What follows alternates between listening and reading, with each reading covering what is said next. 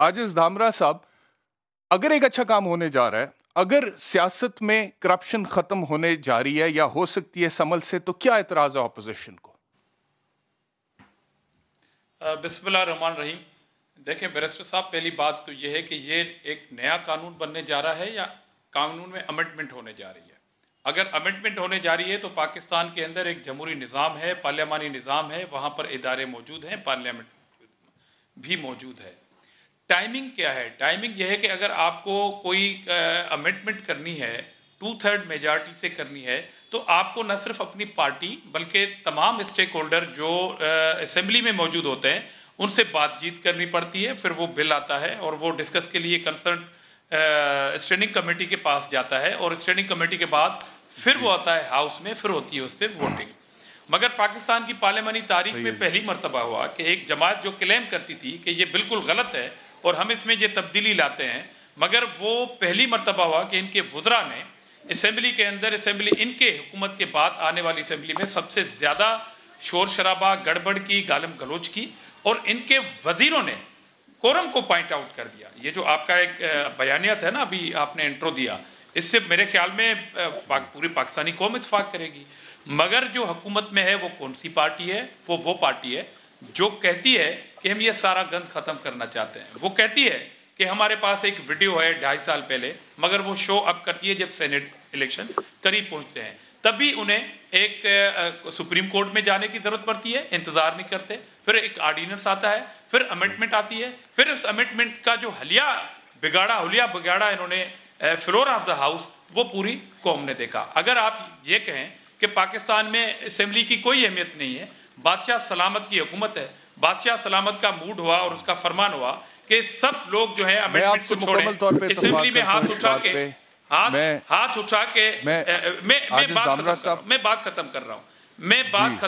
तरीक़ेकार की बात करता हूँ। मैं आपकी बात को चैलेंज नहीं कर रहा कि आपकी बात गलत है, मगर बादशाह सलामत ये हुक्म कर दें कि हाथ उठा के मेरी ख्वाहिश है कि इलेक्शन से 20-25 दिन पहले ये एक्सरसाइज की जाए और वो बादशाह सलामत जो पहले 5 करोड़ के डेवलपमेंट फंड को इलेक्शन के लिए या हुकूमतों के लिए करप्शन का सबब बनते थे, उनकी ये ख्वाहिश होती है कि मैं अपने अराकीन को 50 करोड़ डेवलपमेंट फंड दूंगा, जिसको वो करप्शन कहते थे, वो भी सेनेट इलेक्शन के बिल्कुल करीब आने के बाद कहते हैं, जिसके लिए ऑनरेबल सुप्रीम कोर्ट जो है वो आगे आ गई। तो बात यह है कि नीयत का मामला है और हुकूमत के ऊपर ये रिस्पॉन्सिबिलिटी थी कि अगर ये अच्छा आजिज धामरा साहब, मेरा सवाल आपसे ये जरा सवाल सुन लीजिएगा, तो असेंबली में आप ये सारी चीजें एक्सरसाइज कर चुके होते, आपने कार्रवाई का क्लेम किया, आपने लॉ मिनिस्टर बना दिया। अच्छा मेरा सवाल सुन लीजिएगा, फिर मैंने गवर्नमेंट के पास जाना है। आप कौमी असेंबली के स्पीकर हैं।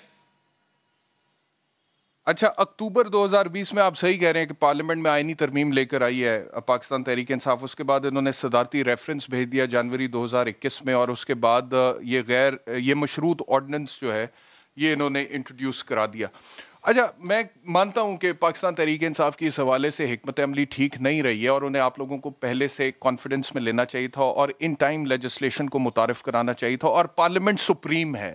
सुप्रीम है, it is the sovereign body, क्योंकि उसको अवाम का एतमाद हासिल होता है। वैसे तो जिस तरह से हासिल होता है वो हम अभी डिस्कस कर रहे हैं और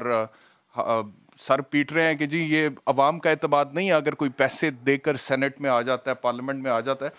लेकिन द क्वेश्चन इज कि जब इन्होंने आईनी तरमीम मुतारिफ कराई है on the floor of the house, आप लोगों ने उसका साथ क्यों नहीं दिया?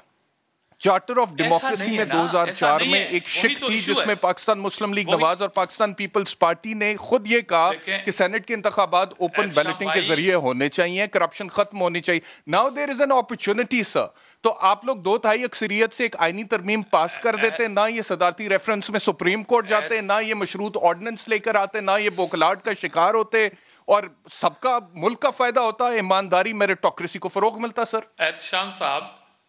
एहतशाम साहब, मेरे कहने का मकसद यह है कि जो आपने इंट्रो दिया मैं उससे इत्तेफाक करता हूं, मगर तरीक़ाकार क्या होगा? तरीक़ाकार यह होगा कि पाकिस्तान की जो गवर्नमेंट है वो असेंबली के फ्लोर पे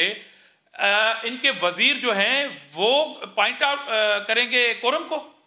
मतलब आप जो सबसे ज्यादा आप बात कर रहे हैं और इनके जो खारजा मिनिस्टर हैं उनका बयान जरा नेशनल असेंबली में जो दिया वो दिखाएं कौम को कि हमें ये सरोकार नहीं था कि ये अमेंडमेंट पास होती या नहीं होती, बस हमने अपना नैरेटिव दे दिया कि हम ये चाहते हैं। मतलब इतना बड़ा मजाक कौन से कर रहे हैं आप? मतलब ये तो जवाब अभी अली मोहम्मद खान साहब देंगे, बड़े अच्छे सुलझे वजीर है हुकूमत के, मगर शाह साहब का वो बयान जरा क्लिप निकाल के फिर जवाब लीजिएगा कि आप ये कह रहे हैं, एक वजीर आपका कोरम जो है पॉइंट आउट कर रहा है, आप सीनियर अराकीन को गालियां दे रहे हैं अमेंडमेंट करने से पहले, और एक वजीर फ्लोर ऑफ द हाउस वजीर खारजा कह रहे हैं कि हमें इस बात से कोई सरोकार नहीं है कि ये अमेंडमेंट नहीं हुई, हम तो सिर्फ एक्सपोज चाहते थे। आप एक्सपोज तब करते जब आप असेंबली का माहौल पीसफुल करते और अपोजिशन को एक्सपोज कर देते, या तो आप पार्लियामेंट को ताले लगा दें, क्योंकि बादशाह सलामत का फरमान है कि हाथ उठा के मेरे मकसद है कि 25 दिन पहले ये काम होना चाहिए, अमेंडमेंट को छोड़ दें, दरवाजे बंद कर दें पार्लियामेंट के।